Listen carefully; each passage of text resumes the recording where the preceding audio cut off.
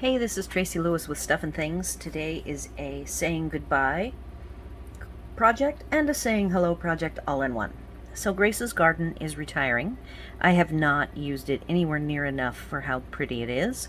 So today I have put together a project and I am going to share some tips with you on a technique as well as how best to use your blends on envelopes. So the colors today are the new in colors. That's what my focus is on my scene that I colored. So the new in colors are polished pink, fresh freesia, pale papaya, soft succulent, and evening evergreen. And I have all 5 sets of blends markers here. I have my project off to the side. It is 100% finished, and I will share that with you in the end. So the first thing is the technique that I used as, just to give it a term, I call it messy coloring. Messy and loose, very casual. Make sure when you use your blends, you always have some paper underneath. This is the front and the back, and you can see that the back saturates with ink, and so it can go through. So be sure to protect whatever surface you're on, and it is okay and desired that the blends go through and soak into the paper because that's how they work. And so for messy coloring, I'm going to start with my lights, and I'm just going to randomly pick what colors these flowers are going to be. Since there are 3 of them, I'm going to try to use all 3 colors here. Kind of mixing them in.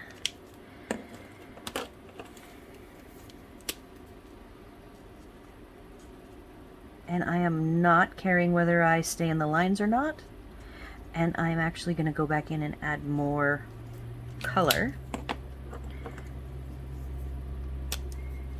I want a very unstructured type of coloring. There is no staying in the lines with this.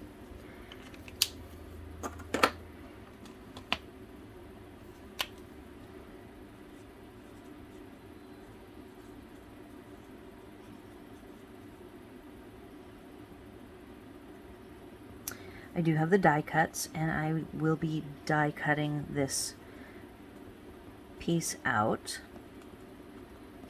So what I'm coloring now is the tip that I'm going to share with you on the best way if you really want a blends colored image on the inside of your card. This is how I recommend that you proceed.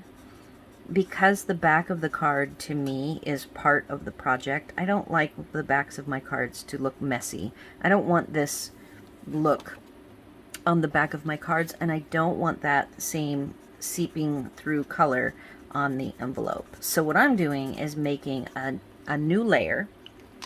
I've already got a gate here that I will also color. It's somewhat colored. I am using for the gate just some shading where the hatch marks are, and I am using gray granite.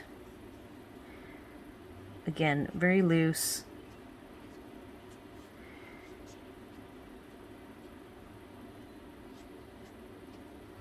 I already put some green on here, and once again, and I already had die cut this piece out. I thought, oh, I need to stop what I am doing and video this. This project was done yesterday with my mom and her friend Shelly, and we had a crafting day before I leave because I am heading out tomorrow. So we had to get some crafting time in. It's funny, I've been here 2.5 weeks, and we've gotten together a couple of times to go over some crafting stuff, but we've never just sat down and crafted. So that was what yesterday was. No scripted, no planning, just sit down and enjoy the day together, making whatever projects we felt like making. So this was one of them that I made.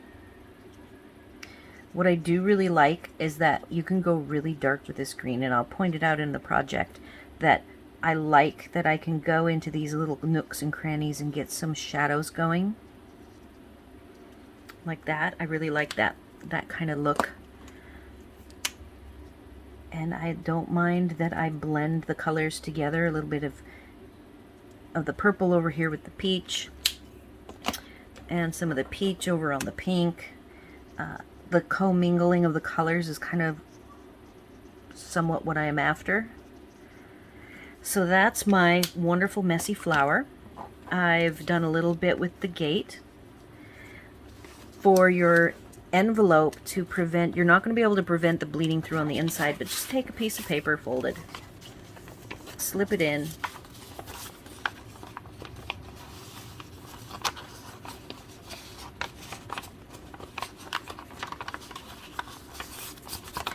and do the exact same type of coloring that I just showed you.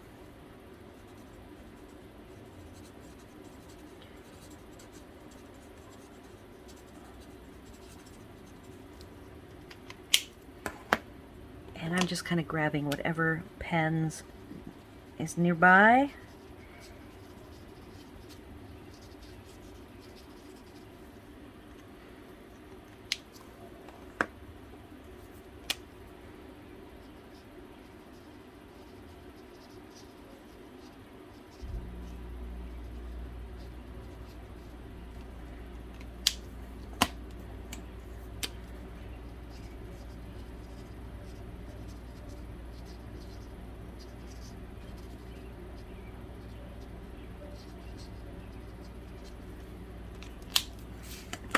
I love that they have two greens. Green is my favorite color, so whenever I see greens in the in colors, I'm always very excited about that. And I like that this year's in colors goes from light to very dark. And I love the full spectrum of colors that 4 markers provides me.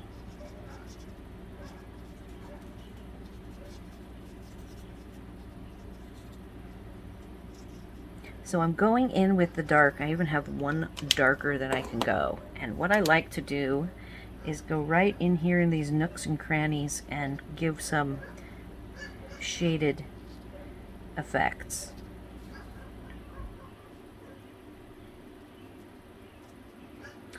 So that is how easy it is to do what I call messy coloring. So we've got the gate. I'm going to die cut out this piece, and then I'm going to come right back, and then I will reveal the card and show what the inside looks like with these 2 pieces that I'm going to add over the top as an extra layer, because I don't want to show the bleeding through on the back of my card. I will be right back. Alright, I am back, and I went ahead and die cut out the flowers, and I wanted to show you what it looks like. I even added some dots on the envelope, and over here on the green, in the greens, added some really dark dots. I'm going to add more green to the base of the fence. It already has some dots. I think they're supposed to be nails, but they gave me the idea of adding some extra texture with dots.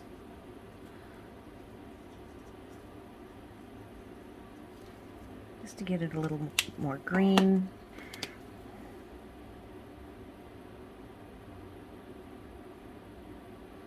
Adding a couple of dots here and there with the light granite, gray granite.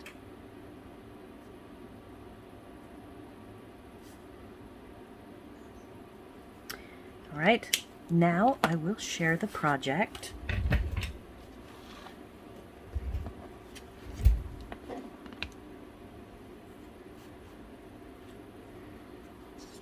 This is what I made using my messy technique. This hello die cut is from Quiet Meadow, which is new, so it has a couple of new pieces in addition to the colors. that I colored with.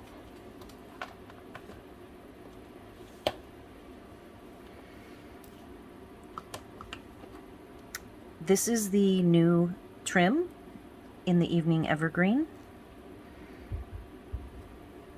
On the kitty, I actually used light and dark gray granite as well as light pumpkin pie to make him a calico cat. On the inside, I have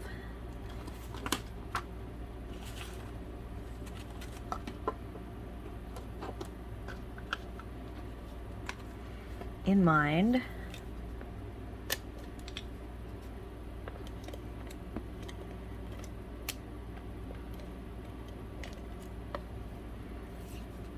to attach both of these. So here's the back. This back, even though I colored very lightly, it still went through and would have shown through on the back of this card. And I do use thick cardstock for my bases, so if you use the regular thickness, it would be even more color showing through the back. So this is how I recommend you color the inside of your card, by using die cuts, if you insist that they need to be colored with blends. A lot of times I will leave the inside just a black and white, even if I color the outside, but in this case I really wanted to continue the coloring on the inside.